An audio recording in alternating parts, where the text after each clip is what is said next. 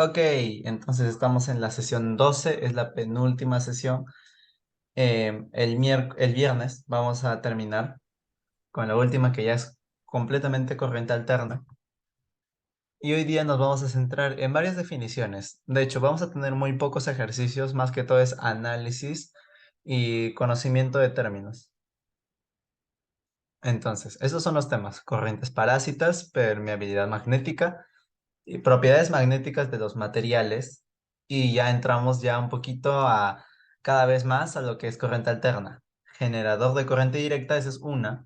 Generador de corriente alterna y por último lo que son los transformadores. Ok, entonces, vamos primero con corrientes parásitas. Nosotros habíamos visto ya hace buen tiempo, o sea, el viernes, ya lo que es el tema de inducción electromagnética, el cual nos decía que se podía generar electricidad, una corriente eléctrica, ¿gracias a qué? Gracias a un campo magnético variable o a la variación del flujo magnético. Eso es lo que nos indicaba la inducción electromagnética. Específicamente la ley de Faraday. Y eso se complementaba con la ley de Lenz, que nos decía de que ante un campo, o ante la variación de un campo magnético o de un flujo magnético, perdón, se iba a generar una respuesta contraria, ¿no? Y vamos a tener, digámosle, si teníamos un campo magnético que iba variando de manera positiva, o sea, iba incrementándose, entonces lo más probable es que tuviéramos un campo que se encargue de compensar esas líneas entrantes y por lo tanto tendría una dirección contraria. Y eso ya es como una reacción en cadena, ¿no? Induces un campo en el sentido contrario por regla de mano derecha. La corriente va a tener un sentido contrario a la corriente que tal vez antes existía y así sucesivamente. Eso es lo que nos indicaba la inducción electromagnética, ¿no? Acá, bueno, estos son los ejercicios, pero aquí está el caso, ¿no? Si estaba ingresando cada vez más y más líneas, entonces la respuesta iba a ser un campo inducido saliente, o sea, en dirección contraria, y la corriente tendría, mirándolo desde arriba, un sentido antihorario. Y acá, por ejemplo, en un caso opuesto, este de aquí, íbamos a ver de que el imán se está alejando y por lo tanto las líneas entrantes van disminuyendo. Y la respuesta sería otro campo que también está entrando para compensar ese déficit. Y la corriente, si lo miramos desde arriba, entonces ahora tendría un sentido horario. Ese es, digámosle, el complemento de la ley de Faraday y la ley de Lenz. Aquí está mejor escrito, ¿no? Justamente, el sentido de las corrientes o la polaridad de voltaje inducido es tal que se opone a la causa que lo produce, o sea, a la variación del flujo. Siempre se va a poner de ahí el signo negativo en nuestra, digámosle, ecuación. Ya. Ahora, esto no es lo único que va a suceder gracias a la variación de flujo magnético. Nosotros cuando tenemos un campo magnético variable y este atraviesa un conductor, o sea, un elemento conductor, no importa cuál, por ejemplo, un elemento conductor bastante conocido son los metales, tienen buena conductividad eléctrica, es una de sus propiedades. Entonces, lo que sucede es que muy aparte de esto de inducción electromagnética, vamos a ver de que se van a inducir corrientes circulares alrededor del campo magnético. Y estas corrientes van a inducir otro campo magnético en la dirección contraria a al campo inicial. Por lo tanto, es como que restara potencia a ese campo magnético que tenemos en total. Y por eso se le llama corrientes parásitas. ¿Ok? Entonces, voy diciendo, se generan por la variación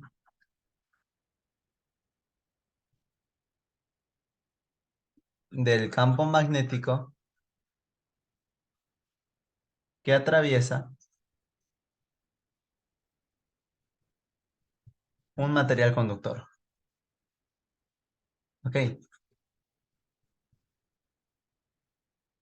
Entonces, como te decía, vamos a tener, por ejemplo, aquí, no sé, eh, a ver, voy a dibujar. Ya, mira. Voy a tener acá una placa de metal. ¿Ok?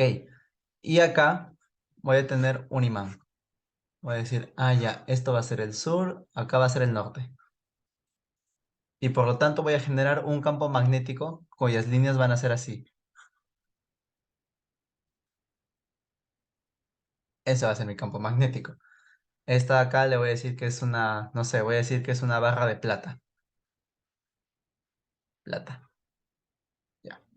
Entonces, ahí vemos de que el campo magnético va a ir aumentando si es que yo pongo acá una velocidad.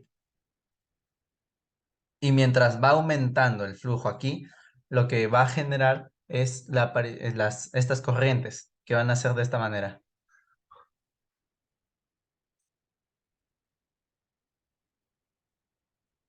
¿Sí o no? Vamos a tener corrientes de este tipo. Ujú. Se van a inducir este tipo de corrientes. La cuestión es de que ahora tú también ya conoces por segunda ley de la mano derecha de que si hay corriente eléctrica, o sea, si hay cargas en movimiento, estas generan un campo magnético. Y en este caso, siguiendo la segunda regla mano derecha, curvamos nuestras manos en dirección de la corriente y nuestro pulgar vamos a ver que va a apuntar así.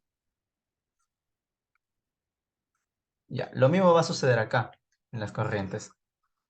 Uy, se borró la primera. Ahí está. La cuestión es, ahora, si aplico la segunda regla de la mano derecha en mis corrientes parásitas, voy a ver de que mi nueva corriente inducida va a tener el sentido contrario.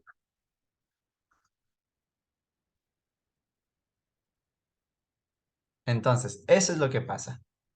Voy a ponerlo acá afuera.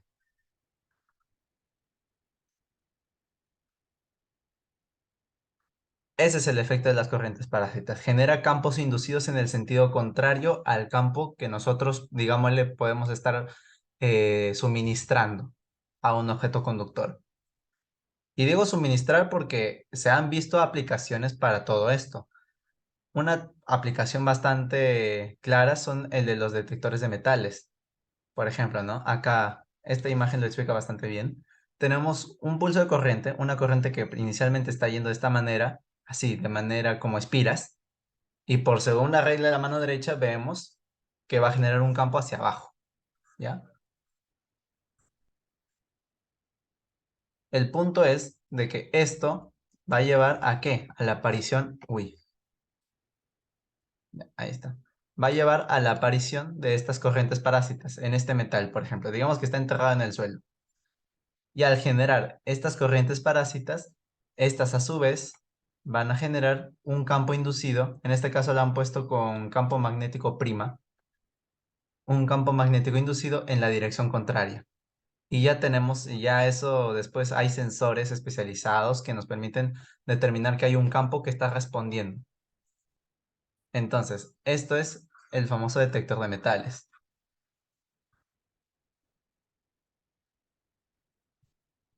Es una forma muy, es una de las aplicaciones más conocidas. Y ahora también tenemos, bueno, claro, detector de metales, pero de otra manera, ¿no? Lo que se utiliza en los aeropuertos.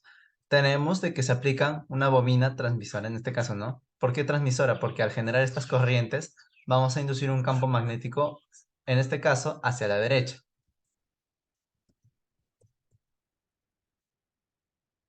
Y al tener ese campo, si es que acaso hay un objeto metálico dentro de la maleta o dentro de la ropa de la persona, va a generar corrientes parásitas y esta a su vez va a llevar a la generación de una corriente o de un campo magnético inducido.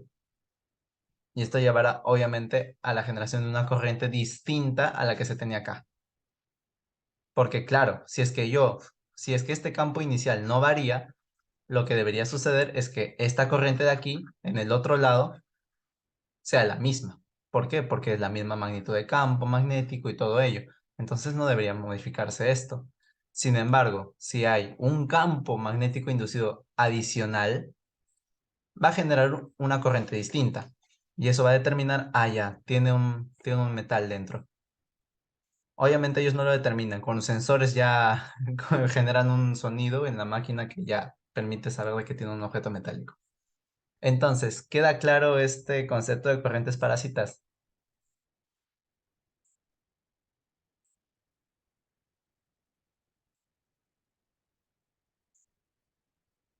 Hola. Hay algo que no me queda claro. Ujú. ¿No se supone que este de acá debería ser para el lado contrario? A ver, tal vez la perspectiva está mal, mira, porque puede ser de que esta gráfica lo han reflejado, es como si esto fuera más pequeño y esto fuera más grande, ¿me entiendes? Algo así. Si es que lo miramos así, es como que esto está atrás y esto está adelante. Y si lo hiciéramos, si siguiéramos esa ruta, sí, pues el campo magnético está bien hecho. Más o menos entiendes a lo que me refiero. Me refiero que esto de O acá sea se que, encuentra detrás y la o flecha sea está que yendo hacia la adelante. maleta en verdad está como así, tipo, no así. Ajá. Bueno, también mira, Ya. es una representación gráfica, o sea, no es perfecta la representación. De todas maneras, como dice, puede llevar a estos errores, porque si es que quisiéramos ser, pucha, completamente obvios con la imagen, aquí habría un campo magnético inducido de manera, en este caso, saliente, así, pero no, el mecanismo es justamente así, no, por un lado se genera la corriente y por acá se determina si hay una corriente nueva o igual. Entonces, por eso es que han puesto el Ya. campo de esta manera. Ya. Y adicionalmente también hay otro caso en el cual se puede añadir para dispositivos de frenado, ¿no? O sea, bajo determinadas velocidades, nosotros podemos tener una rueda con ciertos trozos metálicos, en los cuales al someterlos por un campo magnético generarán corrientes parásitas de esta manera. Y esas corrientes combinadas con el campo magnético van a inducir a lo que es una fuerza magnética. Y esta fuerza, al ir en dirección contraria a lo que es la velocidad de nuestra rueda, va a generar un frenado. Entonces, también podemos decir que las corrientes parásitas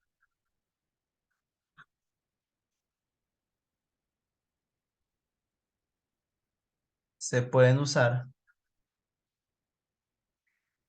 en mecanismo de frenado.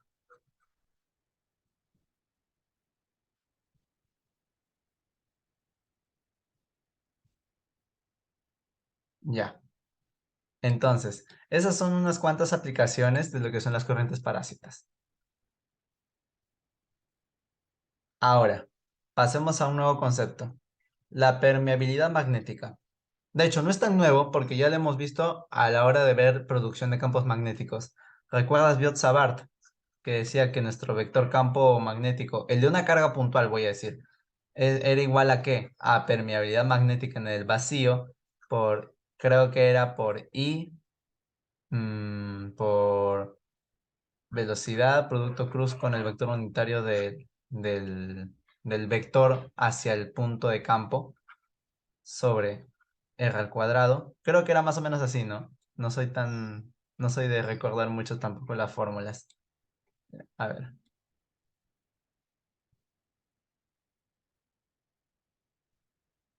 ya, estaba cerca, sobre 4pi por carga. Está.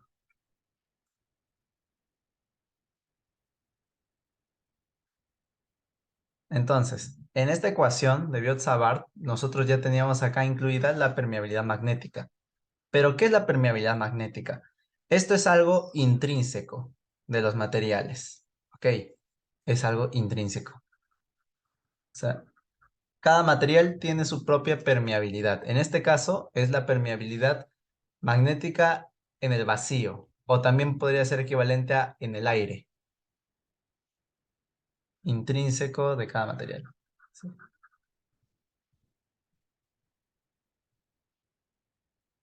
Entonces, en campos magnéticos, bueno, aquí no hay ningún problema, pero la cuestión va a ser cuando veamos solenoides. Esa es la palabra que más prefieren los físicos, solenoides. Entonces, tenemos ahí un solenoide, claro que está pasando una corriente por allí y está generando un campo magnético parecido a lo que generaría un imán natural, ¿no? pero acá han incorporado un nuevo material, o bueno, este objeto cilíndrico en medio del solenoide. Entonces, muchas veces se busca que este material que esté dentro del solenoide amplifique, por así decirlo, o potencie el campo magnético que se va a generar. ¿Y eso de qué va a depender? Del tipo de permeabilidad o de la permeabilidad magnética que tenga este material. Y acá vemos otra cosita. Aparte de la permeabilidad que estoy mencionando, ¿qué otras cosas podrían generar de que nuestro campo magnético sea mayor? Estamos hablando del caso de un solenoide en este caso. ¿Qué otras cosas tal vez determinarían de que nuestro campo magnético sea más grande? Eh, la corriente y el... se me escapa. El N, no me acuerdo cómo se llama. Mm, no pienses tanto en esto, solamente dime las cosas que tú crees que pueden amplificar. Definitivamente la corriente. Ya, Maybe por otro tipo de fuentes y cosas podría ser el área. No, definitivamente el área. ya vamos a decir el área. Um, Área. ujú. Mm, mm, no se me ocurre otra cosa. Ya puedo incorporar el número de espiras. Ah, verdad, la N. Mientras más espiras, más campo magnético se va a sumar. Número de espiras. Que justamente es n en esta ecuación. Entonces, acá estamos viendo tres factores. Por un lado, la intensidad de corriente. Claro, si aumenta la intensidad de corriente, entonces nuestro campo magnético generado va a ser mayor. Y ahora, entrando al área, bueno, sí es un factor, pero más primordialmente es la longitud del solenoide. ¿A qué me refiero con la longitud? No es lo mismo tener un solenoide así que tener un solenoide de este tipo.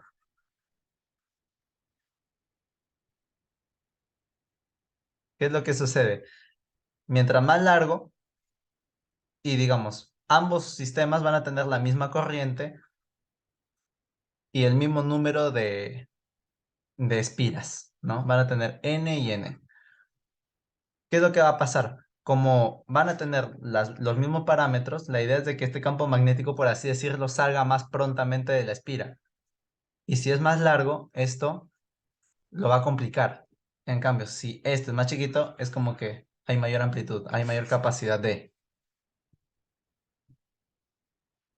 Entonces, hay una relación, pero a diferencia de los otros parámetros, que era la intensidad de corriente y el número de espiras, la longitud va a ser inversamente proporcional a la producción de campo magnético.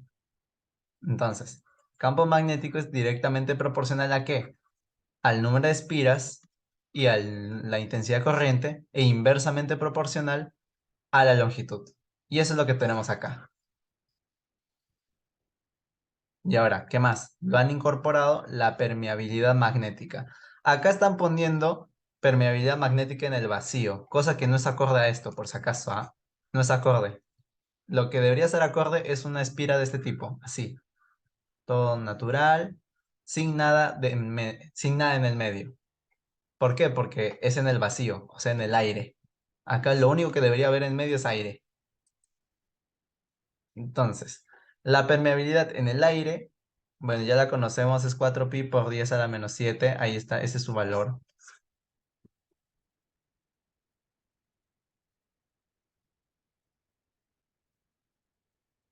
Entonces, hasta ahí ya estamos conociendo lo que son los componentes o digamos las relaciones de cada uno de estos parámetros respecto a la producción del campo magnético en un solenoide.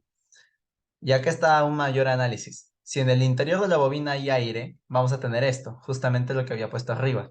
Permeabilidad magnética en el vacío, por número de espiras, por intensidad de corriente, sobre la longitud.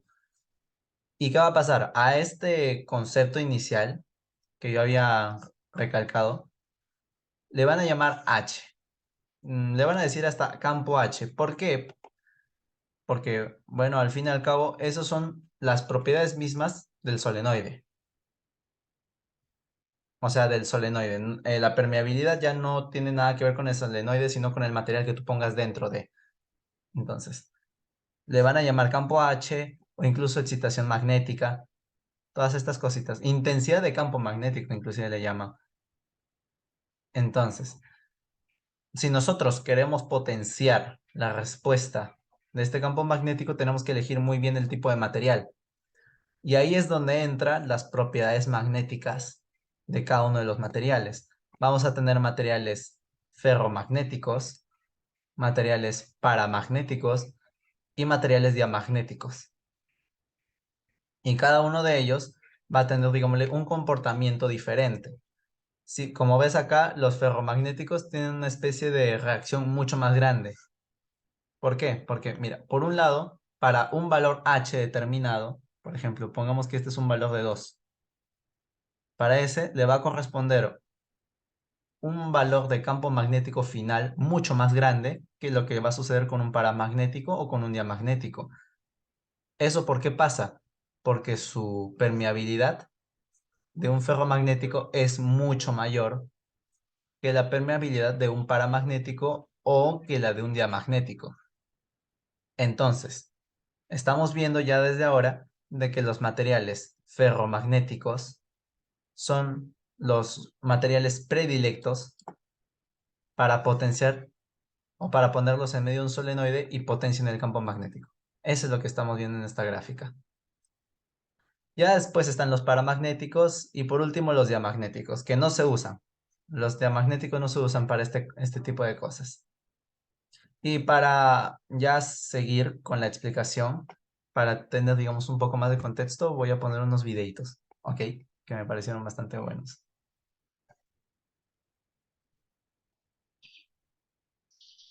Ujú. Este es de corrientes de Foucault Cuando o corrientes parásitas. Se llaman de las dos formas. un campo magnético variable atraviesa un conductor eléctrico, debido al fenómeno de la inducción magnética, se inducen corrientes en el mismo. Estas corrientes se denominan corrientes de Foucault o corrientes parásitas, aunque en el mundo anglosajón se les llama eddy currents o corrientes en remolino. Estas corrientes de Foucault, al circular por el conductor, a su vez generan un campo magnético que se opone al anterior. Tengo un potente imán y una plancha de aluminio. Al acercar el imán, el campo magnético variable inducirá unas corrientes de Foucault en la plancha de aluminio que a su vez generarán otro campo magnético que se opondrá al primero. Por tanto, podemos observar cómo puedo tirar la plancha de aluminio sin tocarla,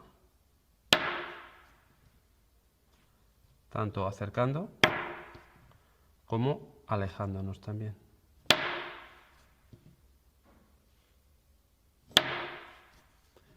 Incluso vemos como el imán no atrae el aluminio, pero si lo separo con rapidez, las corrientes de Foucault harán que se eleve la plancha de aluminio.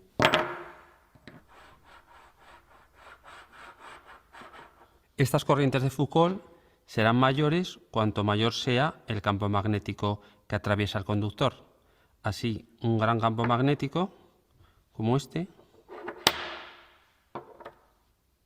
generará unas corrientes de Foucault mucho mayores que el campo magnético producido por estos imanes pequeñitos.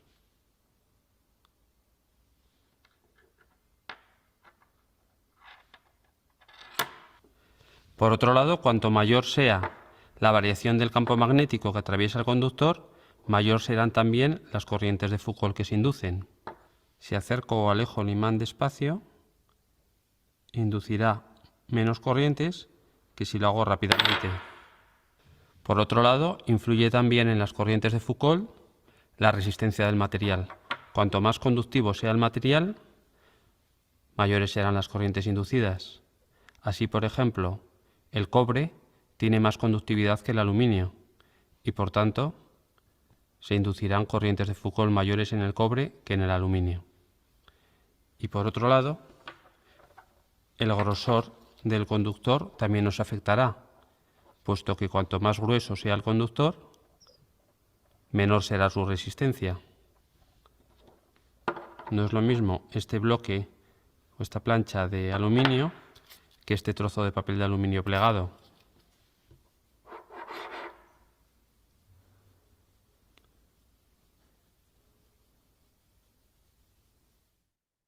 Estas corrientes de Foucault, por un lado, son convenientes y por otro lado son inconvenientes.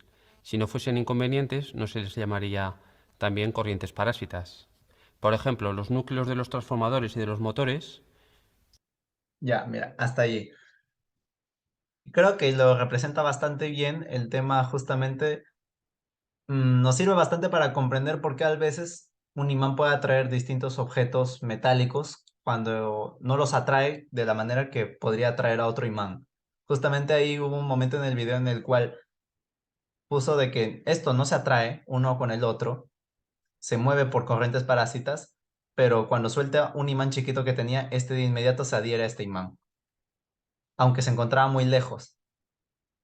Es que en un caso el fenómeno es corrientes parásitas y en el otro es tal cual los campos magnéticos de ambos elementos generan fuerzas magnéticas que hace de que uno se acerque al otro. Así que son dos fenómenos distintos.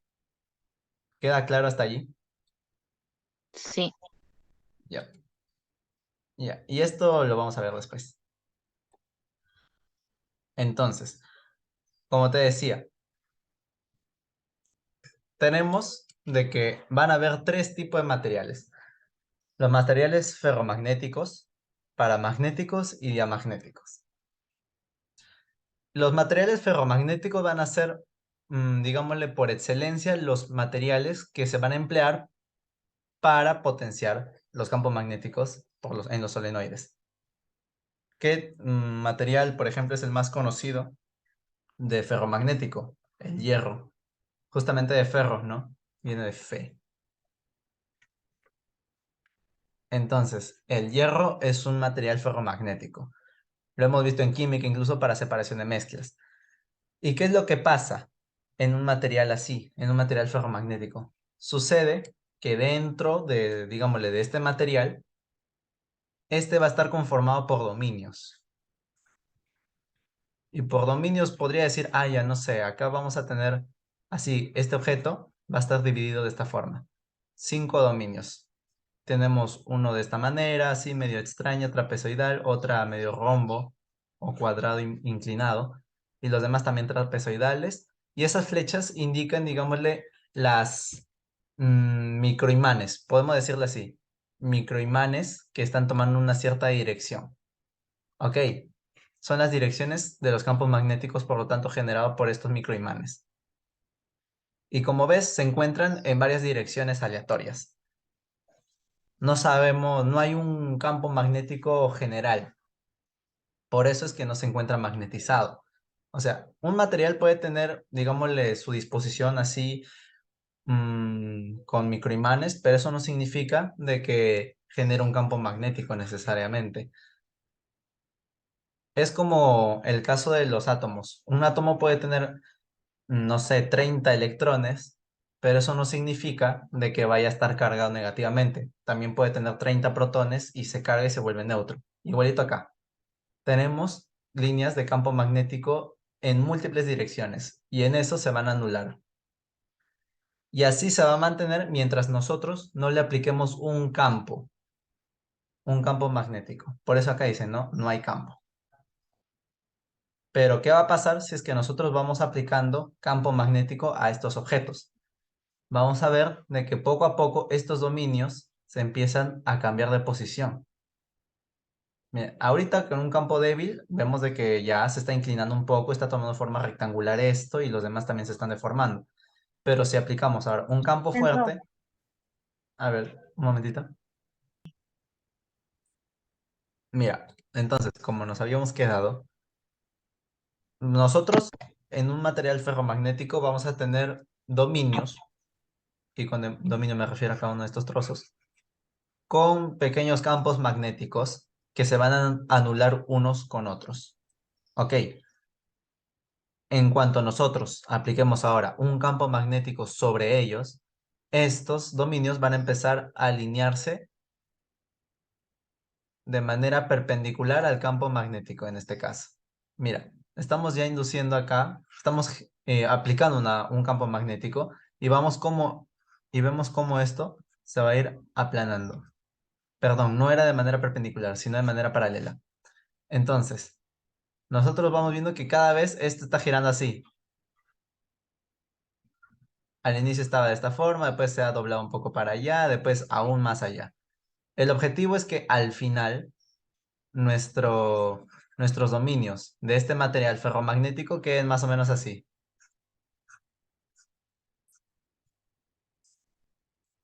Y si tenemos de esta manera y sumamos de que los campos magnéticos dentro de ellos se alineen también de manera paralela, vamos a tener un campo magnético total. Y por lo general, en los materiales ferromagnéticos, este campo va a ser muy fuerte y va a terminar complementando al campo que nosotros estábamos aplicando desde el inicio. Entonces, eso es lo que sucede con un material ferromagnético. Mientras vas aplicando un campo externo, los dominios se van alineando de manera paralela y también los vectores campo magnético internos. Y eso va a potenciar el resultado. ¿Queda claro hasta ahí cómo funciona un material ferromagnético? Sí, pi. Ya. Ese es el motivo por el cual los clavos de hierro, por ejemplo, si tú le pones un imán, si tú lo unes a un imán, también funciona como un imán. Esa es la explicación. Ahora, vamos con los otros dos materiales, paramagnético y diamagnético. Para entender un poquito esto, te lo voy a decir de manera sencilla. Paramagnético es como un material ferromagnético, pero muy débil. Y material diamagnético busca siempre repeler el campo magnético que se le aplica. Eso es en resumen. Paramagnético es como un ferromagnético muy débil. Y el diamagnético es como busca repeler siempre el campo magnético que se le aplica. Eso es. Ahora, una mayor profundidad podemos entrar por el campo químico. Los materiales paramagnéticos se encuentran, ¿cómo decirlo? Se encuentran desapareados o poseen lo que se le conoce como electrones desapareados. No sé si a lo mejor recuerdas el concepto o No. tal vez no. Ya mira, no hay problema. Desapareados. Uy, ahí está. Desapareados. Ahí está. Electrones desapareados. ¿Qué sucede? De que muchas veces nosotros vamos a tener, ponte un caso en el cual tenemos electrones en un orbital S y después tres orbitales más, ¿no? El px, el p sub y y p sub z. Y voy a tener primero, recuerda las reglas, primero un electrón arriba, después otro hacia abajo. Y digamos que lo lleno de esta manera. Y solamente me queda este acá. Veo que no se encuentra pareado, no está complementado con otro electrón, está solito, como muchos ayer.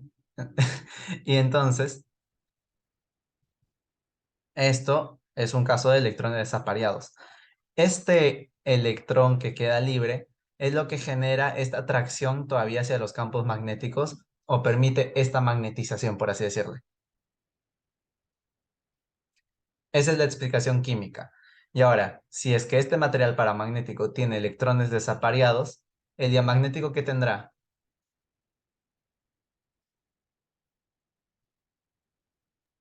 Apareados. ajá, apareados. Los O sea, sortudos ayer. claro, los sortudos ayer. Entonces, vamos a tener ahí nuestro orbital S, que es el primer orbital, después P sub X, P sub Y P sub Z, así de esta forma. Se encuentran todos con su parejita. Entonces, no hay nada que genere una especie de atracción magnética, sino más bien busca repeler. ¿Y qué materiales son los famosos, digámosle, los más conocidos para materiales paramagnéticos? El aire. Sí, el aire también es un material paramagnético. Ahí está. El aluminio, el zinc y el calcio. Mientras tanto, también tenemos los materiales diamagnéticos.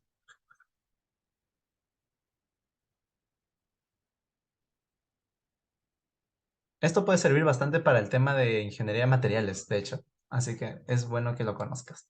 Tenemos cobre, plomo, azufre, sal, mercurio, plata, grafito, diamante, agua y la mayoría de los compuestos orgánicos. Entonces, todos ellos son materiales diamagnéticos. Y si se alejan, nosotros en la vida real vamos a ver de que si ponemos un imán al costado de un material diamagnético, este se va a querer alejar del imán. Pero ahí no hay que confundirnos. No se aleja porque acaso tenga polos iguales uno al lado del otro, ¿no? Porque tú has visto, un imán no se puede acercar con otro imán si es que están, si los buscas acercar a través de los mismos polos. Ya, pero en este caso no va a ser, no va a ser así. No va a ser por ello, sino más que todo porque siempre busca repeler el campo magnético que se le presenta. Para ahora, y por último, recordando esta gráfica de acá, vemos de que el material ferromagnético, su permeabilidad va a ser mucho mayor que los otros. Y es hora de asignarle valores. Para para la permeabilidad magnética de un elemento ferromagnético, va a estar por la escala de 1000. O sea, un material va a ser aproximadamente 1000 de un material ferromagnético. Pero para el de un material paramagnético, este va a ser aproximadamente 1,003, 1,008, siempre un poco mayor a la unidad. Pero ahora, un material diamagnético, ¿cómo va a ser? Este va a ser aproximadamente 0,98, 0,97, valores menores, ligeramente menores a la unidad. Eso es lo que va a suceder. Y tiene sentido, ¿no? Porque si vamos de nuevo a la fórmula que aquí teníamos, si es que acá yo pongo un material diamagnético dentro de este solenoide, ¿qué es lo que va a pasar? Va a disminuir la acción del campo magnético. ¿Por qué? Porque esto de acá es menor a cero. Entonces, en lugar de multiplicar, va a dividir, por así decirlo. Entonces, no es conveniente tener un material diamagnético aquí en medio. Y tampoco un paramagnético, porque aumenta muy poquito. Esa es la explicación de por qué los ferromagnéticos son los elegidos para crear estos electroimanes. ¿Hasta ahí queda claro? Sí, Pi. Ya. Y ahora sí vamos a ver este video. Acá es más representativo. You might not think of water as being magnetic, but it is, and so are graphite, aluminum, and glass. This is a new and different category of magnetism called either para or diamagnetism, and it's different from the magnetism that you're used to. You're probably already familiar with ferromagnetism. Ferro means iron. An unmagnetized piece of iron, or nickel, or cobalt, becomes a magnet in the presence of a magnetic field. The effect is strong and lasts even after the magnet is removed. Paramagnetism is a similar effect, except that it's much weaker and temporary. Aluminum is a good example of a paramagnet.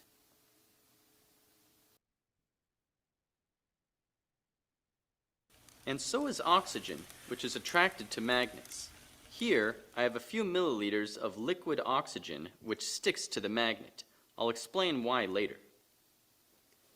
Gadolinium oxide and cupric sulfate are good examples of paramagnetic substances. Cupric sulfate is a salt that can be picked up by a magnet.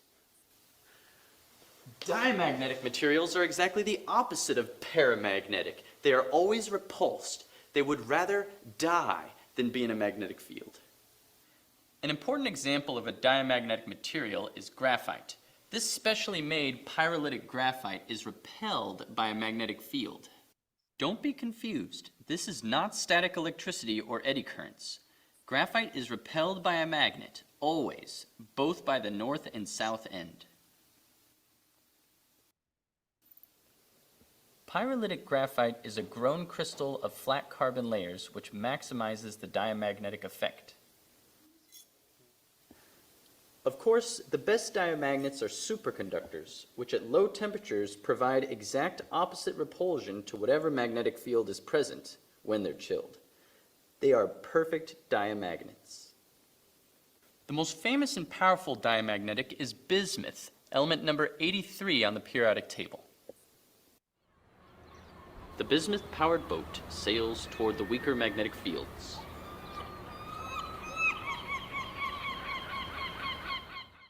One way to check whether an object is diamagnetic or paramagnetic is to see how it aligns itself in a magnetic field.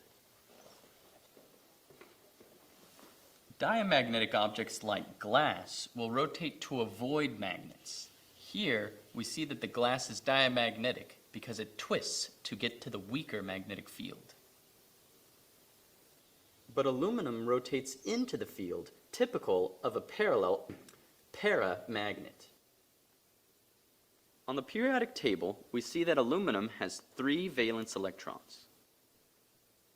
So what does it take to understand what it means for something to be a paramagnet or a diamagnet?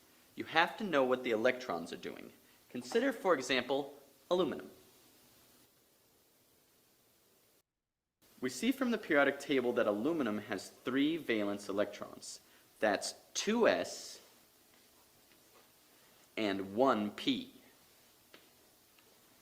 Now, it's that unpaired electron that makes it a paramagnet. This unpaired electron enables it to become magnetized. And it's that unpaired electron that is free to be magnetized and attracted by the magnet. But what about a diamagnet like water? Yes, the water molecule. It has all of its electrons paired. It will not be magnetized. In fact, water is repelled by a magnetic field. The electrons come to lower energy as they are moved away from the magnet. In conclusion, when something is a paramagnet or a diamagnet, it tells you what its electrons are doing. In the case of a paramagnet, it has at least one unpaired electron. In the case of a diamagnet, it has mostly paired electrons.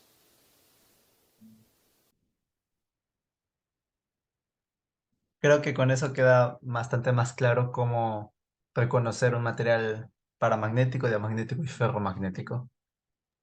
Sí, pi. Ya. Y me parece que para cerrar con el tema de conceptos, vamos a ver algo más. Esto ya respondiente a lo que es materiales ferromagnéticos. Y para esto vamos a hablar de histéresis. ¿Qué es la histéresis? Bueno, para empezar, estamos hablando de un ciclo. Un ciclo en el cual nosotros buscamos crear, ¿qué cosa? Imanes permanentes. O sea, un material con un campo magnético que se mantenga en el tiempo de manera constante. O casi constante, ¿no? Porque estamos hablando del mundo real. Es difícil que se mantenga. Entonces, ¿qué va a pasar? Sucede de que nosotros cuando magnetizamos con un campo muy fuerte a un material ferromagnético, ya vamos a ver como aquí, ¿no? Se va a ir alineando y cada vez vamos a tener los dominios más alineados verticalmente con el campo magnético y todo genial. Pero después, cuando nosotros queremos desmagnetizarlo, no va a volver a su posición original, sino que va a empezar un ciclo de ida y vuelta. Mira. Digamos de que nuestro material ferromagnético empieza en el origen. Acá vemos que hay un campo externo aplicado, ese es justamente este eje, y este otro es el nivel de magnetización que se tiene. Cuando nosotros aplicamos justamente un campo magnético externo, vamos a lograr algo así. Va a llegar a este punto 1, que se le conoce como el punto de saturación. Acá nos dice, el material es desmagnetizado hasta la saturación por un campo externo. La cuestión es, ahora, ¿qué pasa si yo quiero desmagnetizarlo? Voy a volver por este camino. Un camino totalmente diferente y va a llegar a este punto. No va a llegar al punto inicial, no es que hace el mismo camino ida y vuelta, sino que va a tomar un camino diferente. Y acá dice, el campo externo se reduce a cero, pero la magnetización permanece. Esto es lo que pasa cuando nosotros queremos crear imanes permanentes. O sea, nosotros podríamos generar que un clavo de hierro se vuelva un imán permanente. ¿Cómo? Aplicándole un campo magnético muy fuerte. Podemos hacerlo por un periodo determinado de tiempo. Y como decía en el video también, ¿no? Este efecto va a perdurar por buen tiempo y no va a tomar el mismo camino. Ya después de esto podemos aplicar un campo magnético, pero ahora en la dirección opuesta para volverlo a cero. Ya, como ves, no es el mismo punto, está tomando otro. Y si seguimos magnetizando, pero con un campo magnético opuesto al inicial, vamos a llegar a otro punto de saturación aquí. Si nosotros hubiéramos empezado con esa dirección de campo magnético en el origen, hubiéramos tenido esto. Hubiera empezado así igualito, pero a la hora de querer desmagnetizarlo, hubiera tomado este camino de acá. No iba a tomar el mismo de vuelta. Ya. Y así sucesivamente hasta llegar o repetir el ciclo de esta manera. Como ves, nunca va a volver a su posición original, que era el centro. ¿Eso queda claro? Sí, pi. Ya. Y ahora, ¿qué otras cosas podemos sacar de este gráfico? Bueno, el área que se obtiene acá es la energía que se disipa o que se necesita para magnetizar o desmagnetizar. Entonces, mientras más grande sea el área, más difícil es de desmagnetizar. Entonces, estamos hablando de materiales duros, en el sentido de que es muy difícil de desmagnetizarlo, quitarle esta propiedad al material. Entonces, ya esto ya genera posibles aplicaciones como, por ejemplo, guardar información en materiales duros. ¿Por qué? Porque es difícil, es muy difícil que se desmagnetice, así que la información se va a retener y va a mantenerse a salvo. Pero después vamos a tener otros materiales ferromagnéticos con áreas bien chiquitas, como esta.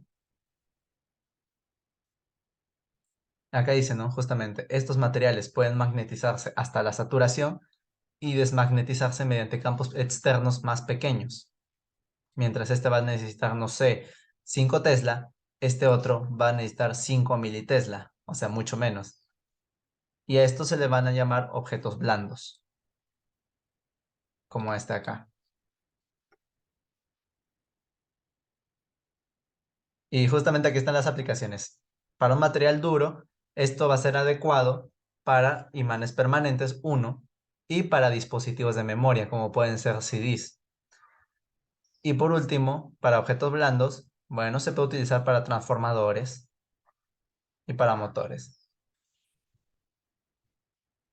Entonces, eso era el ciclo de histéresis y está relacionado, ojo, a materiales ferromagnéticos. ¿Queda claro? Sí. Perfecto. Entonces, hasta ahí llega los conceptos, digámosle, ya no tan vinculados a corrientes, sino tal cual a su comportamiento, a las características. Ahora vamos a entrar al campo de generador de corriente directa. Hace un par de clases yo había dicho, ¿no? ¿Cuál es la diferencia entre un motor y un generador? ¿Cuál era la diferencia o qué hacía cada uno de ellos?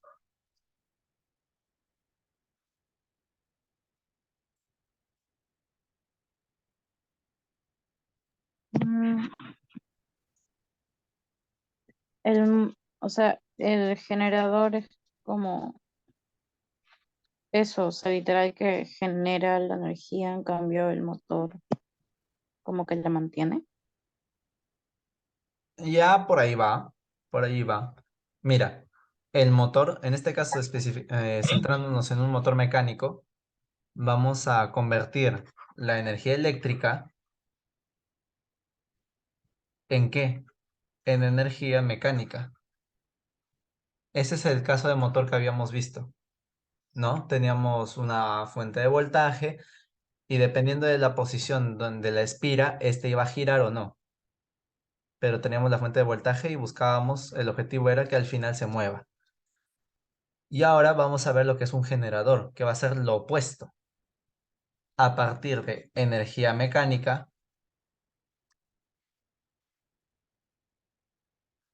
se va a buscar obtener energía eléctrica. Es el proceso inverso. Y justamente mientras que para un motor estamos viendo simplemente el empleo de un campo magnético, para el generador vamos a aplicar lo que es el concepto de inducción electromagnética.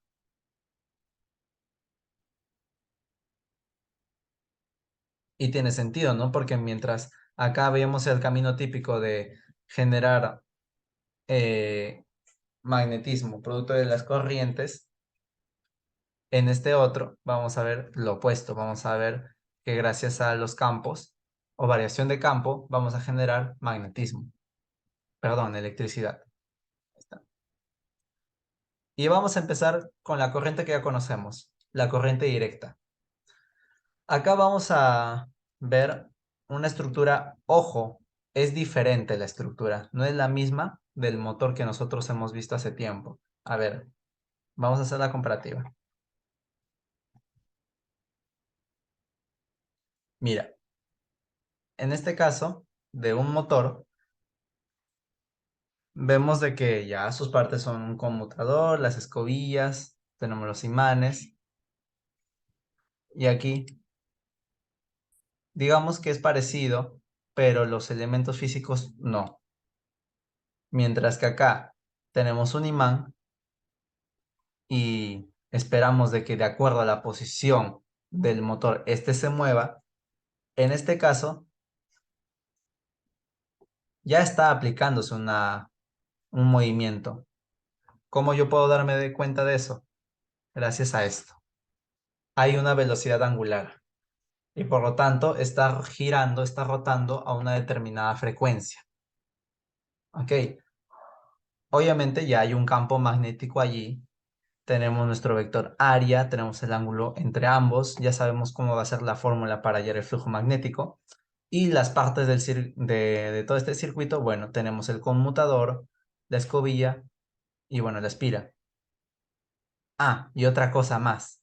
A diferencia del motor, esta vez no hay una fuente de voltaje.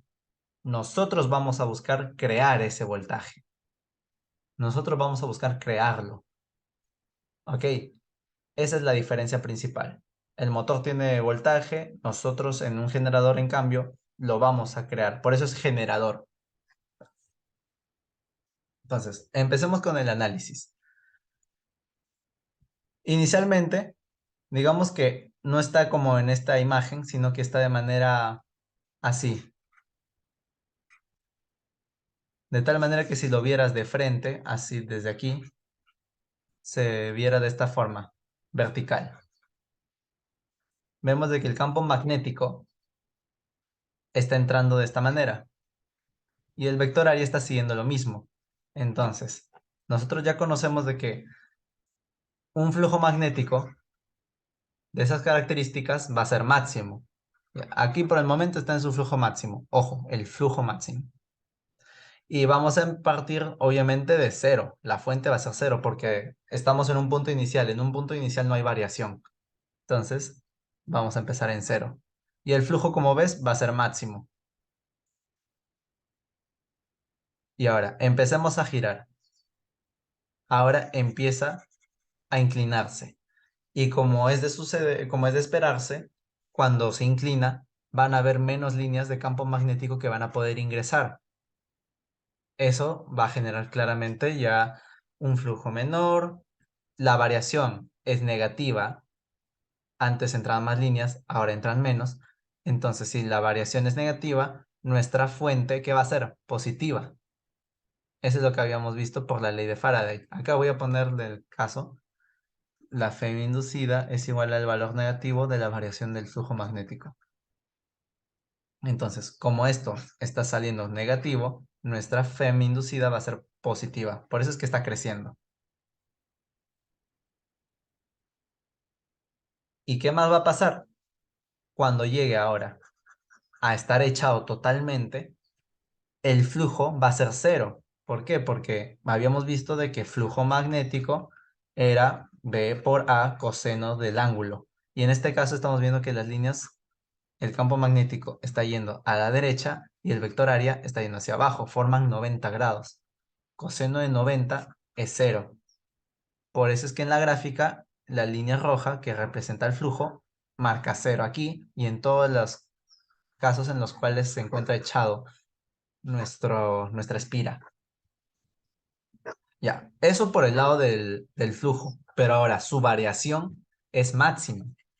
¿Por qué? Porque es un punto en el cual ha cambiado más rápidamente la cantidad de líneas que atraviesan la espira.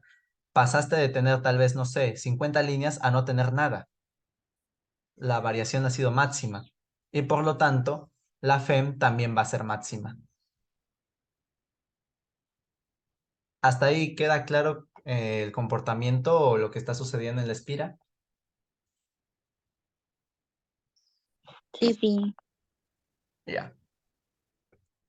Y ahora va a suceder el efecto ya opuesto. De tener 0 vas a pasar a tener, no sé, 30 líneas.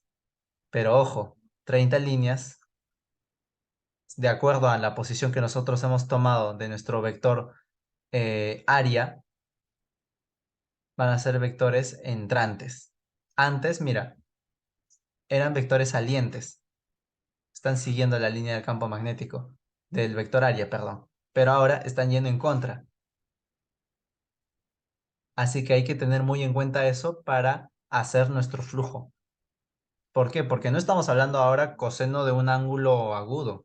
Estamos hablando de coseno de ángulos obtusos. Y nosotros sabemos que los cosenos con ángulos obtusos son valores negativos.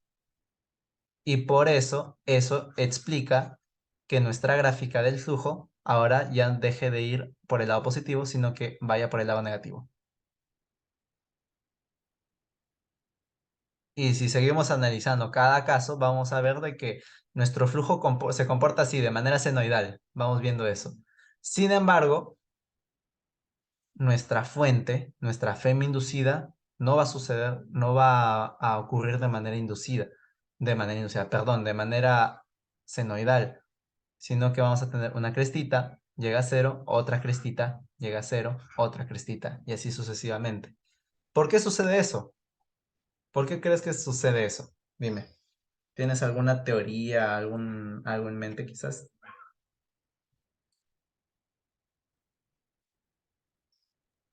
No, Ya. Esto se atribuye al diseño de nuestro motor, de nuestro generador, perdón. ¿Qué sucede? Cuando nosotros estamos generando acá una FEM inducida mientras esto va girando para allá, vemos que las líneas están disminuyendo. O sea, estoy asumiendo de que nuestra espira está saliendo de manera positiva, ¿ok? De manera vertical, así de esta manera.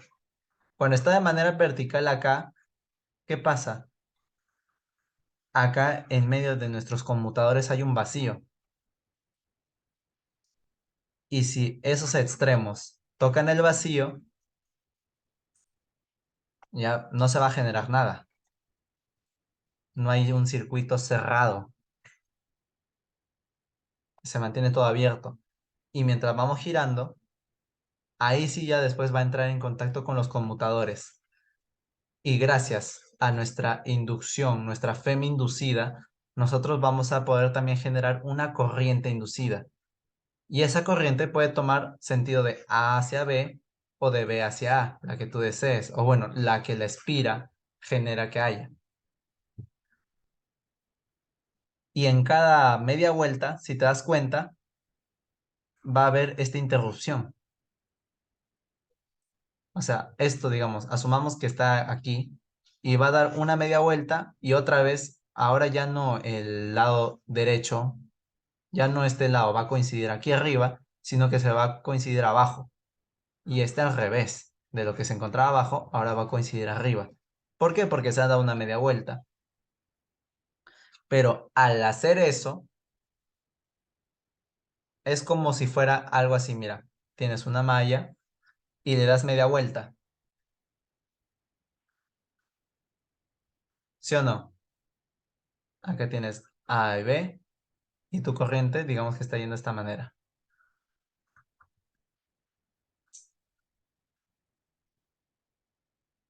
Pero ahora volteas esto y haces AB. Tu corriente parece que está yendo en la misma dirección, pero en este caso estás doblando. Pero eso no pasa ahora. Es como si ahora fuera así, mira. Es como si lo doblaras, pero en este proceso de doblar, cortas y reasignas estos valores acá. Los pones de vuelta. No sé si es que a lo mejor se entiende la analogía. Sí, sí, se entiende. Lo que pasa es que justamente al no haber cambios de dirección de nuestra corriente, no hay una alternancia y por lo tanto nuestra FEM no va a tener una forma senoidal, sino que va a ser intercalado de esta manera, siempre positiva.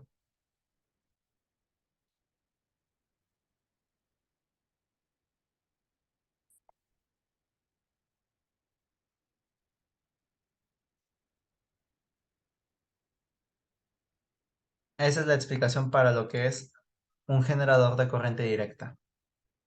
Y ahora lo vamos a ver tal vez mejor con esto de acá. Mira. La figura muestra un generador con su bobina girando en la dirección que se muestra en la figura, ya, y con un campo magnético constante y uniforme. Indique y explique cuál de los dos puntos se encuentra un potencial mayor. Ya. ¿Cómo vamos a hacer eso? Para empezar, tenemos que imaginarnos la situación. La espira está girando de esta manera. En este caso es un sentido horario. Entonces, al inicio, aquí la tenemos de esta manera. Después la vamos a tener así. Y ya por último, como un tercer caso más, vamos a tenerlo de manera vertical. Si lo miramos claro, desde este punto. Y las líneas de campo magnético van a ser así.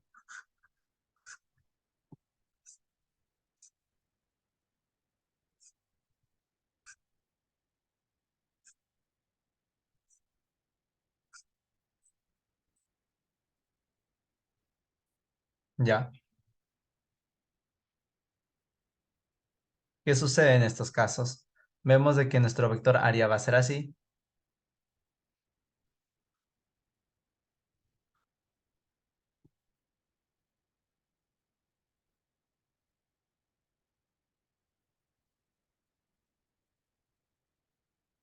Y lo que yo puedo ver en estas tres situaciones es de que la variación de mi flujo magnético va a ser positiva.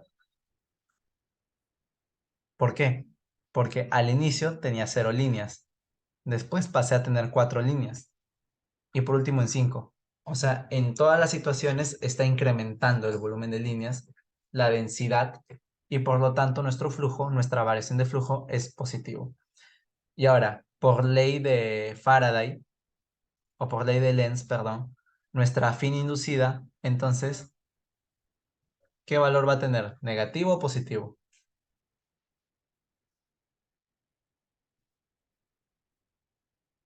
Negativo. Claro, va a ser negativo. Ya. Hasta ahí está todo claro. Ahora, ¿qué va a suceder? Acá aplicamos inducción electromagnética. Si hay un campo, hay un flujo que está variando, en este caso estamos viendo de que está incrementando las líneas. ¿Cuál sería la dirección de mi campo magnético inducido?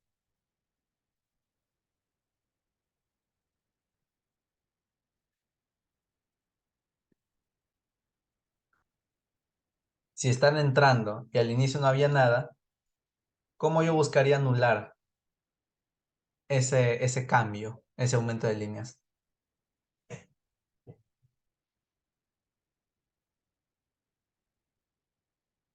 Mm, No, no sé. Mira, en esta espira están aumentando. Han pasado de 0 a 5 líneas. El objetivo del campo inducido es contrarrestar esta acción. Entonces, si yo tengo 5 líneas de campo magnético que están entrando más en nuestra espira, mi respuesta entonces tendría que ser en contra.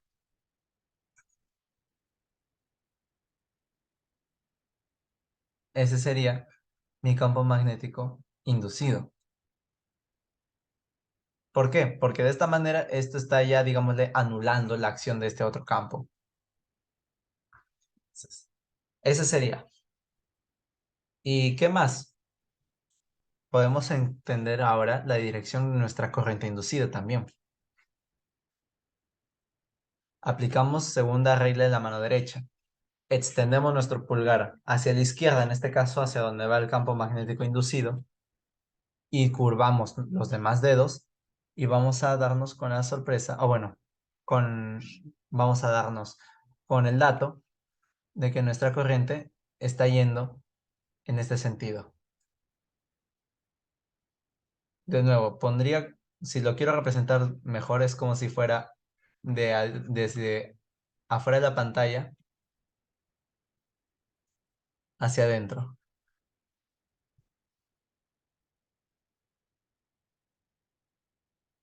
No sabría representarlo bien así.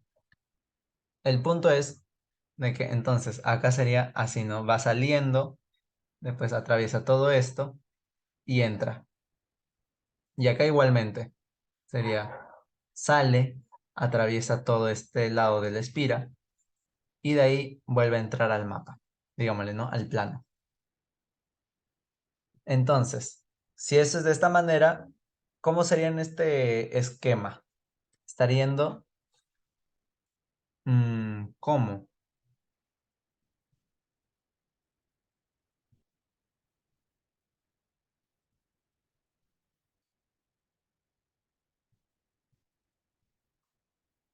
¿Cómo estaría yendo?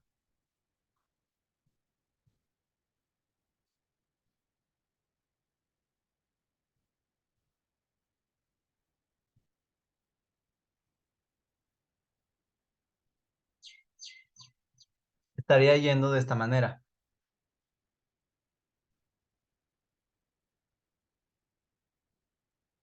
¿Por qué? Porque está yendo desde abajo, sigue, se mete en el plano. Este trayecto nos dice eso. Entonces, ya, con eso tenemos la dirección de nuestra corriente inducida. Y la corriente inducida, nosotros sabemos, siempre va de mayor a menor potencial.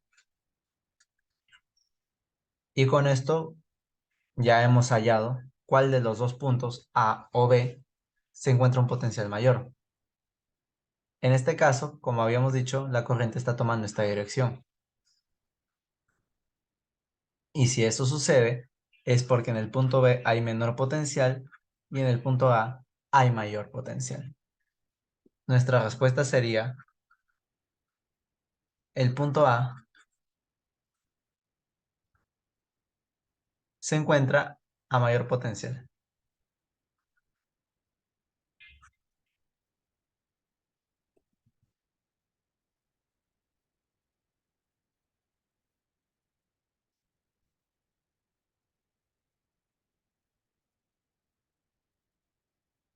Y eso sería la respuesta a este problema.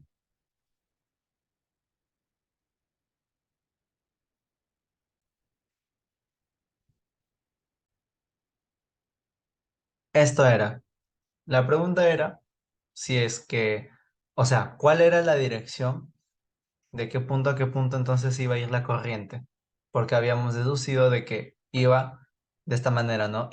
Saliendo, atravesaba, entraba. Iba saliendo, atravesaba y entraba. De esa manera. Entonces, si es que esto yo lo pasaba a un plano de esta forma más, digámosle, tridimensional, Esto hubiera sido algo así. Salía del plano, atravesaba, entraba al plano. Entonces, la forma, si, digámosle, la forma más cercana para que esto sea posible en nuestra espira era de que saliera del punto A, recorriera esto y tome el mismo trayecto, ¿no? Atraviesa, entra. Y así iba a completar esa forma de aquí, ¿no? Pero justamente cuando nosotros hallamos la trayectoria de nuestra corriente, también hallamos cuál es el punto con mayor potencial, porque las corrientes eléctricas siempre van de mayor a menor potencial. ¿Y de dónde está saliendo? Del punto A y está llegando al punto B. Y así es como se encuentra la respuesta. El punto A es el que tiene mayor potencial. Así que esto sería equivalente a decir de que se ha generado una batería de este tipo. ¿Me entiendes? El lado más grande porque, bueno, claro, tiene mayor potencial y el chiquito negativo. Eso es lo que se ha llegado a generar, una FEM de ese tipo.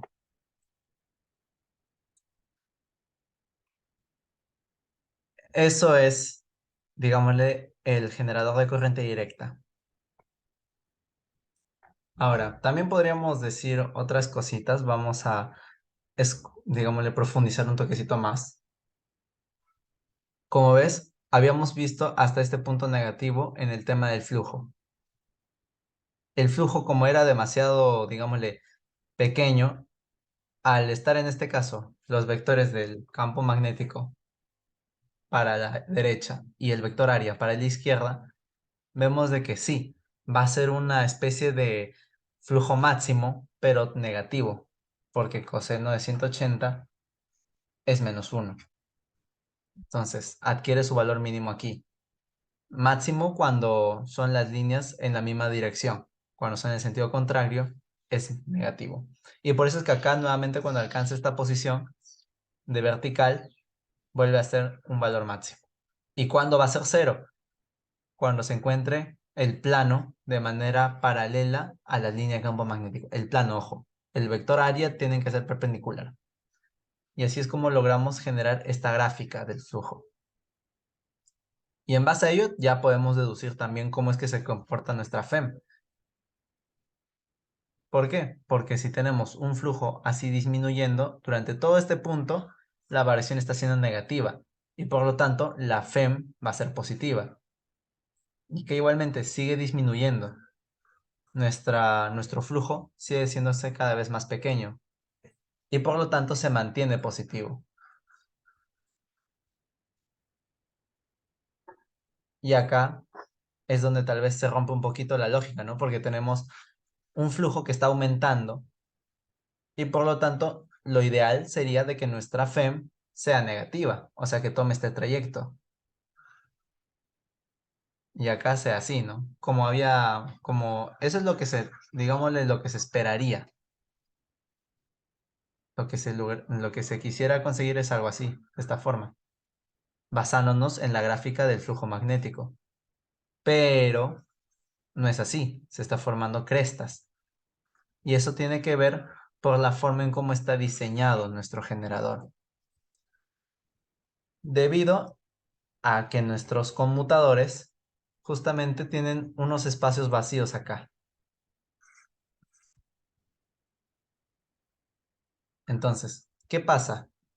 Nosotros, digámosle, en un momento dado, a ver, no, quería borrar. Si es que en el momento en el que esta espira se encuentra unida al colector, nosotros estamos obteniendo un circuito cerrado así, A y B, ¿verdad? Pero ¿qué pasa Ujú. si es que la espira ahora le doy media vuelta? Lo natural, si es que acaso todo esto estuviera unido, si es que esto fuera uno solo, no hubiera esos huecos en los conmutadores, lo que pasaría sería esto.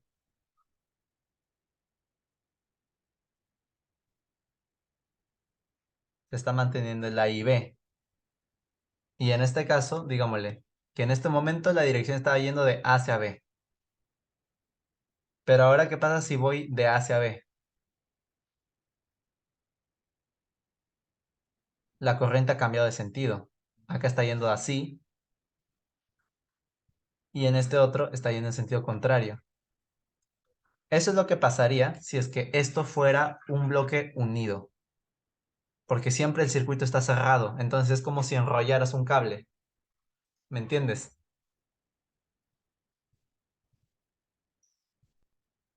¿Eso sí queda claro o tal vez no es un poquito complicado de todas maneras? Sí, sí queda claro. Ya, hasta ahí. Eso sería si es que esto fuera un solo anillo, pero como está roto, es como si a este enlace, en vez de, es como si dobláramos y procediéramos a cortar los cables y los pegáramos con cinta uno con el otro. Y ya al haber armado de esta manera el circuito, no hay forma de que nuestra corriente sea en sentido así como había hecho así. Sería de esta forma. Se mantendría el sentido de la corriente, se mantiene todo en una sola dirección. Así. Y eso es lo que hace de que nuestra FEM, en lugar de ir hacia abajo, vaya hacia arriba. Y tiene toda la lógica del mundo, porque estamos hablando de corriente directa. Estamos hablando de una corriente que va en una única dirección, no en direcciones contrarias. Entonces, ¿hasta ahí está todo bien? Sí, Muy bien. Entonces, ahora vamos a pasar al generador de corriente alterna. Y que no te asuste de que sea corriente alterna. Corriente alterna lo único que quiere decir es de que la corriente va a cambiar de dirección cada cierto tiempo. Un rato va a ir a la derecha, otro rato va a ir a la izquierda. De nuevo a la derecha, otra vez a la izquierda. Y así sucesivamente. Es lo único que significa. Y acá entra digámosle, un diseño diferente. Acá que voy a ver, ya no voy a ver conmutadores, voy a ver anillos colectores. Es un nombre ligeramente diferente. Que en resumen es lo que yo te había dicho arriba. Te había dicho de que si es que este pedazo de acá estuviera unido a un disco cerrado, continuo, entonces lograríamos tener una fuente así. Básicamente es eso. Como ves, este es un anillo completamente cerrado, este es otro anillo completamente cerrado. Y cada uno de ellos va a tener contacto con solo uno de los lados de la espiral. Si te das cuenta, está entrando en contacto con este lado de la espiral, pero acá no. Acá está separado levemente. Y en este otro caso, también, este otro anillo está conectado únicamente con el lado B. ¿Ves? No hay nada acá al costado. Ahí está la corroboración. Entonces, eso es lo que está logrando, es asegurarse que cada vez que hay una vuelta, este lado de la espira siempre esté conectado al lado A y que este otro anillo siempre esté conectado a B. Así que es como si estuviera unidito, como si fuera un cable único, así.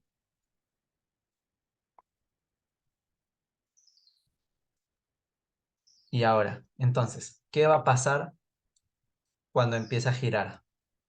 Justamente lo que nosotros esperábamos que pasara acá arriba. Acá, como ves, nuestra FEM va a tener su lado positivo y después va a bajar. Y bueno, el flujo es lo mismo que arriba, ¿no? Teníamos ese mismo comportamiento, si te das cuenta. ¿Por qué? Porque inicia con una cantidad determinada de líneas, entonces ya decimos que el flujo es máximo, vale cero cuando el plano es paralelo a la línea de campo magnético, es mínimo cuando el vector área está en el sentido opuesto al vector campo magnético, nuevamente cero cuando el plano de esta espira es paralelo al campo magnético y nuevamente máximo cuando está de manera perpendicular. Ese es el comportamiento clásico. Y nuestra FEM ahora sí le va a hacer caso a esta variación. O sea, si nosotros hiciéramos la derivada de nuestra función flujo, saldría este azul, sin ningún tipo de inconvenientes. Si le hiciéramos la derivada. ¿Y por qué? Porque gracias al mecanismo, nosotros ahorita imaginemos que vamos a tener una corriente de este tipo, que sale del punto A, termina en el punto B. Vamos a tener nuestra corriente de este tipo, así. Después de hacerle una media vuelta, tendríamos esto de acá.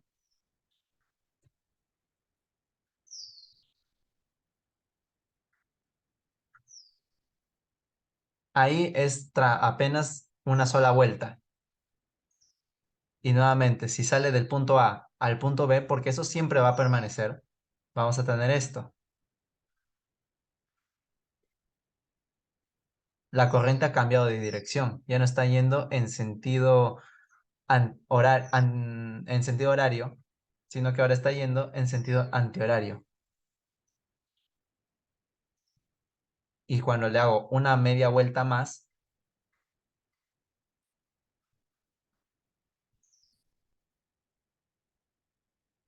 a ver, es un poco mareado hacer las gráficas de las vueltas. Vamos a ponerlo acá. Esto sería así.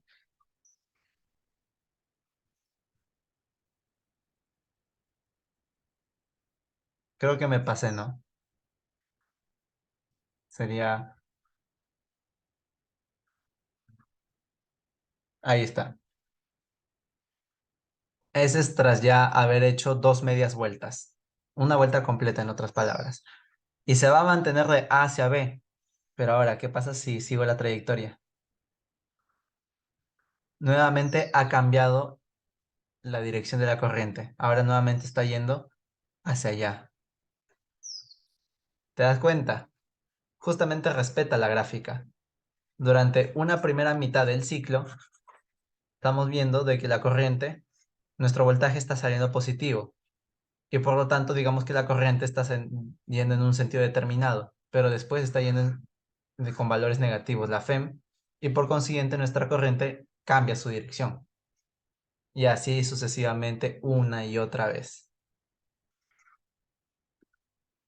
¿Queda claro cómo es que va funcionando el generador de corriente alterna?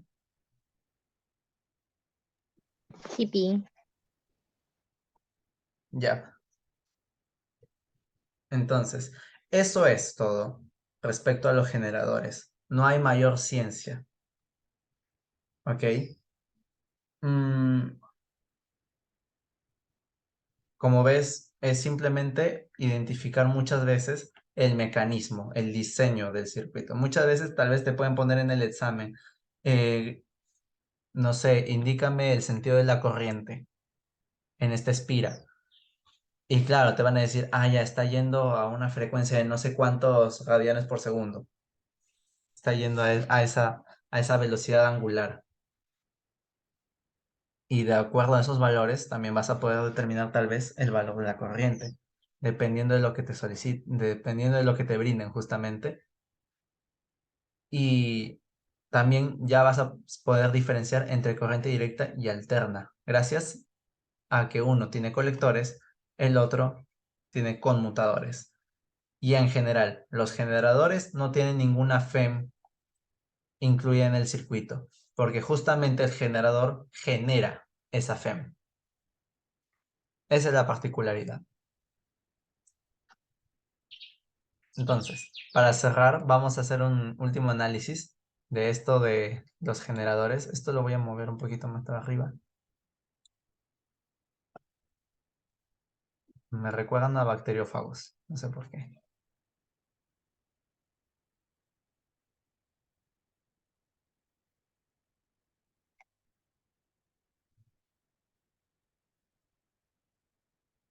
Ya miren. Nosotros teníamos esto, ¿no? nosotros conocemos de que el flujo magnético es igual a las magnitudes del campo magnético por la magnitud del vector área por el coseno del ángulo entre ambos. Y también conocemos de que la Fm inducida es el negativo de la variación de mi flujo magnético. Entonces podemos hacer ciertas cosas. Si nuestro campo magnético es constante y nuestra área también es constante, entonces ¿qué hacemos? El ángulo va a cambiar en este caso. El campo magnético no lo estoy modificando. El área sigue siendo la misma siempre. El ángulo es lo que está variando. Entonces hagamos ese reemplazo aquí. Menos b por a por la derivada del coseno del ángulo sobre el tiempo. ¿Y esto a qué es igual? Derivada del coseno, ¿a qué es igual?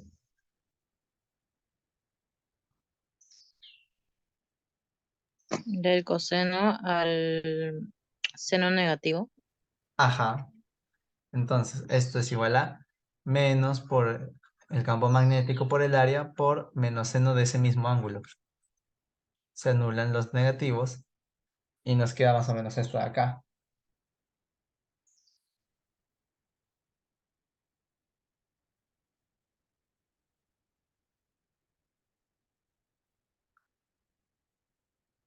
Campo magnético por el área por el seno del ángulo. Ya. Hasta ahí todo puede estar perfecto, pero hay que incluir una cosita más. Nosotros sabemos de que la frecuencia, o bueno, esta velocidad radial, es básicamente el ángulo que se recorre sobre el tiempo. Entonces podemos hacer este cambio. Podemos decir, el ángulo es igual a la rapidez o la frecuencia por el tiempo.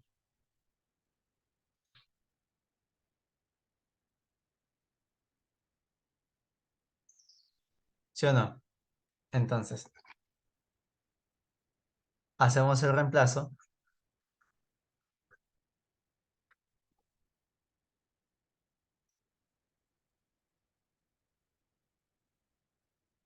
Y acá también tenemos que agregar nuestra frecuencia. Y así es como tendríamos una nueva ecuación. Voy a bajar esto de transformadores, ¿ok?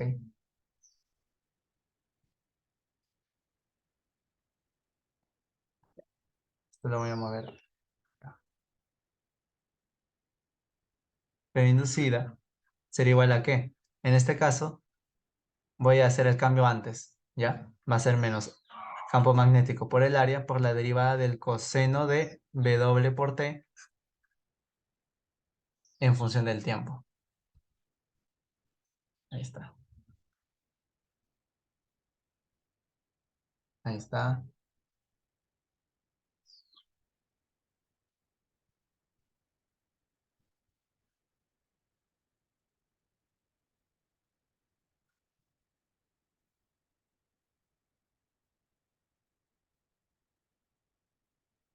Ahí está. Y al hacer esta derivada, ahora sí está mucho más claro. Sería F inducida igual a más campo magnético por área por W seno de W por T. Hasta aquí estamos ya obteniendo la F inducida en función a un seno. Y ahora, ¿qué pasa si te digo que esto es igual a un voltaje máximo? Así es como nosotros nos introducimos al campo de la corriente alterna.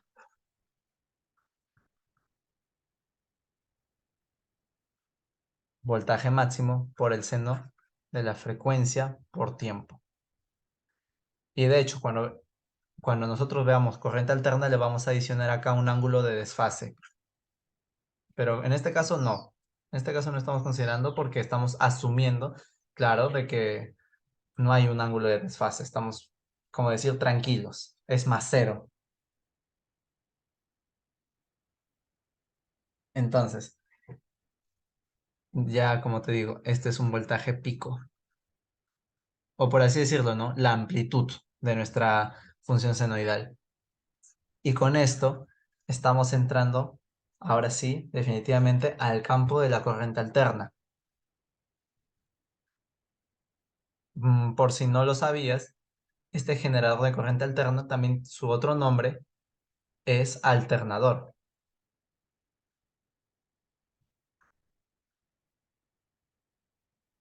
¿Por qué?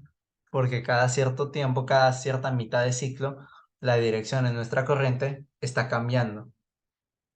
Ese es el motivo. Y por lo tanto, nuestra polaridad de la FEM también está cambiando. Por eso, al inicio una polaridad positiva, después polaridad negativa. Polaridad positiva, polaridad negativa. Y acá el seno, pues claro, sucede más de lo mismo. Entonces, ¿queda claro hasta allí? Sí. Muy bien. Entonces, hasta ahí nos vamos a quedar en generadores y vamos a cerrar con el tema de transformadores. El transformador básicamente es un elemento, en este caso, ferromagnético, que actúa como un núcleo y alrededor de él va a haber dos estructuras, dos solenoides. ¿Cuál es el objetivo principal? Poder regular los voltajes. Y digo eso por su aplicación más común, ¿no? Que es el empleo de transformadores para ir reduciendo de poco a poco el voltaje que se genera en, digámosle, represas hidroeléctricas. Como tú ya entenderás, en una represa nosotros logramos energía mecánica gracias a los flujos del agua, en este caso un río, por ejemplo. Entonces, esa energía mecánica se aprovecha para convertirlo en energía eléctrica y se consiguen voltajes enormes, 10.000 voltios, sí, 10.000 voltios, 20.000 voltios, son valores demasiado elevados y sería completamente peligroso que en nuestra casa tengamos, no sé, interruptores que, no sé, con una diferencia de potencial de 24.000 voltios, es gigante. Entonces, ¿qué se hace para ello? Se utilizan estas torres de alta tensión en los cuales se tienen transformadores que van a, paso a paso, cada uno de ellos, reducir esta diferencia de potencial. Mira, al inicio teníamos 10.000 voltios y al final se redujo a 220 voltios, que es lo que se emplea directamente en las casas. ¿Qué va a aprovechar este transformador? Va a aprovechar el fenómeno de la inducción electromagnética, justamente. ¿Por qué? Mira, supongamos que tenemos una fuente de corriente alterna aquí. Y digo eso, ¿por qué? Porque nuestro campo magnético aquí, digámosle que va a ser constante. Podemos decir eso, pero nuestra corriente, como es alterna, va a ir variando. Como hemos visto acá, el voltaje está teniendo una forma senoidal y por lo tanto nuestra corriente inducida también va a tener una forma senoidal. Eso es de entenderse. Entonces va a ir variando en el tiempo. Y como va variando, la variación del campo de nuestra energía, de nuestra corriente, va a inducir un campo magnético. Así, de esta manera. En este caso, si seguimos la regla de la mano derecha, va hacia abajo. Va a seguir este trayecto. Y eso va a generar un flujo magnético variable. Como esa corriente alterna, sus valores van cambiando y por lo tanto los valores del campo magnético que se genera también van cambiando. Entonces, llega a esta segunda parte del transformador. Está variando en el tiempo y por lo tanto la variación de flujo magnético genera ¿qué? Campos magnéticos inducidos y con ello corrientes inducidas. Entonces tenemos ahorita corrientes inducidas que van a transitar por este lado y van a conllevar a la generación de un voltaje, de un segundo voltaje. Pero aquí la cosa es, ¿cómo yo logro transformar 200.000 voltios en 220 voltios? Sencillo, las espiras que se encuentran en el transformador van a ser diferentes. ¿Cómo? Pueden tener diferente longitud, pueden tener diferente material como para permeabilidad magnética, aunque no se utiliza eso mucho en estas torres de alta tensión, pueden tener diferente número de espiras. Por ejemplo, este tiene 2, este otro tiene 4. Entonces, en este caso, lo que estamos viendo es un amplificador de voltaje, porque si al inicio tenías 2 y después tenías 4, estás multiplicándolo por 2 el campo magnético que se va a generar y por lo tanto tu voltaje.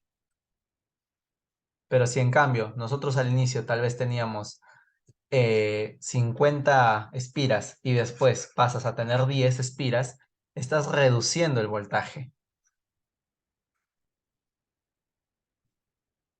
Entonces, eso es lo que hace un transformador. Busca aprovechar la inducción electromagnética para ir variando el voltaje que nosotros que necesitamos, el voltaje que nosotros queremos. Y ahí vamos a tener ciertas relaciones. Por ejemplo, en este caso, vamos a tener de que podemos establecer un valor constante y decir de que, mi número de espiras del devanado primario sobre el número de espiras del devanado secundario va a ser igual, va a tener una misma relación que el voltaje. O sea, como te decía, si al inicio tenías 50 y después pasas a tener 10 espiras, entonces tu voltaje que antes podía haber sido 100.000, ahora ya va a ser no 100.000, sino 20.000, la quinta parte. Pero eso tiene un costo. Digamos que es un costo que estás dispuesta a aceptar. Nosotros tenemos el famoso VIR. ¿Y qué pasa? Tal vez, no, el PIB, la potencia. ¿Qué pasa cuando nosotros elevamos bastante el valor de un voltaje? Si queremos mantener esto constante, ¿qué tenemos que hacer? ¿Qué va a suceder con la corriente?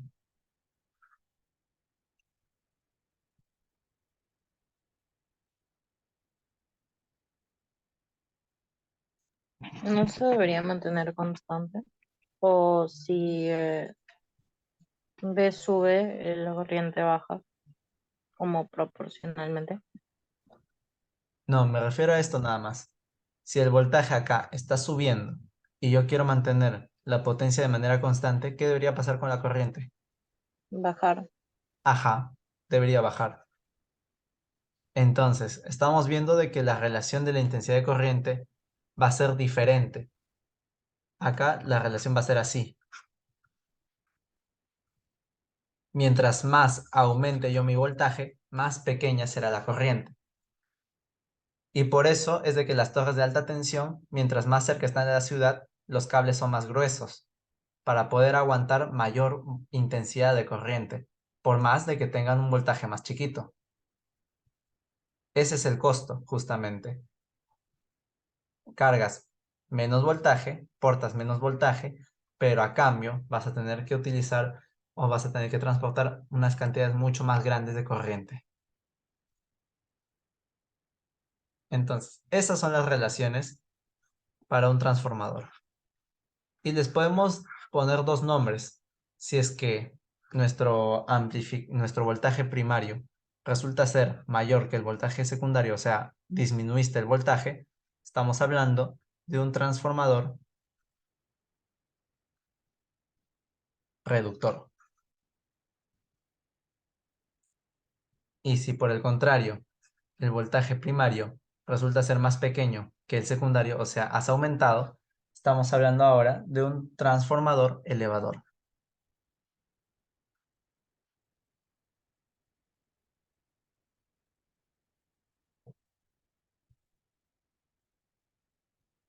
¿Queda claro eso? Sí, pi. Ya. Dime, si es que mi primera espira tiene 300, si es que mi primera bobina tiene 300 espiras y la siguiente tiene 60, si yo tengo al inicio un voltaje de 50, ¿cuánto debería ser mi voltaje secundario?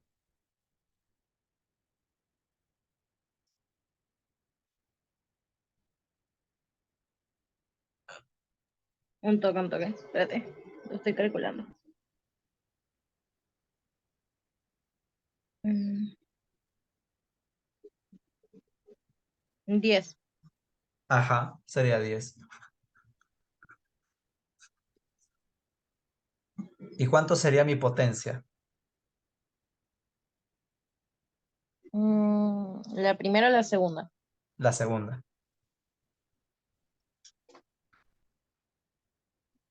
Mm, No tengo la corriente. Ya digamos que mi corriente, no sé, mi corriente primaria era de 5 amperes.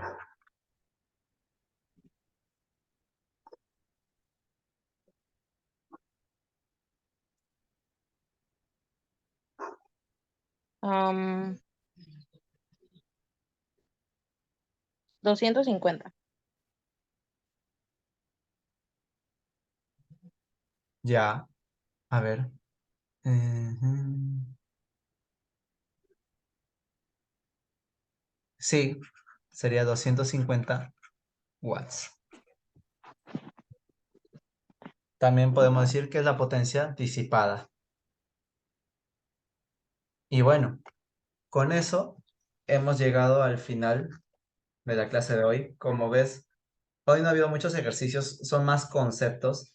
Y el único ejercicio también era uno de conceptos. Básicamente era conocer que, bueno, la corriente va siempre de mayor a menor potencial, entender la variación del flujo magnético y aplicar reglas de mano derecha. Como digo, eso es más que todo práctica, porque a veces uno se marea al aplicar la mano derecha y terminas tomando en vez del punto A el punto B. Y justamente en su momento cuando di examen me equivoqué. Puse el punto B hacia el punto A, cuando no era así, era al revés. Hemos visto el análisis, hemos visto la descripción de los objetos, sus propiedades y cuáles son sus posibles aplicaciones en base a ello. Te puede servir bastante si es que acaso quieres curiosear sobre la utilidad de materiales aplicando sus propiedades magnéticas, tal vez en biomédicas, no sé. Por ejemplo, había leído un paper sobre aplicar una especie de cirugía no invasiva empleando campos magnéticos. Entonces, si van a aplicar campos magnéticos, tiene que haber algún material en particular en el dispositivo para que éste pueda ser manipulado. Entonces, desde ahí ya podemos ya ir empezando a ver unas cuantas cosas. O también el empleo de las corrientes parásitas. Hemos mencionado unas cuantas aplicaciones, pero deben haber más. Y eso te lo dejo ya más a tu investigación. Entonces, hasta acá llegamos.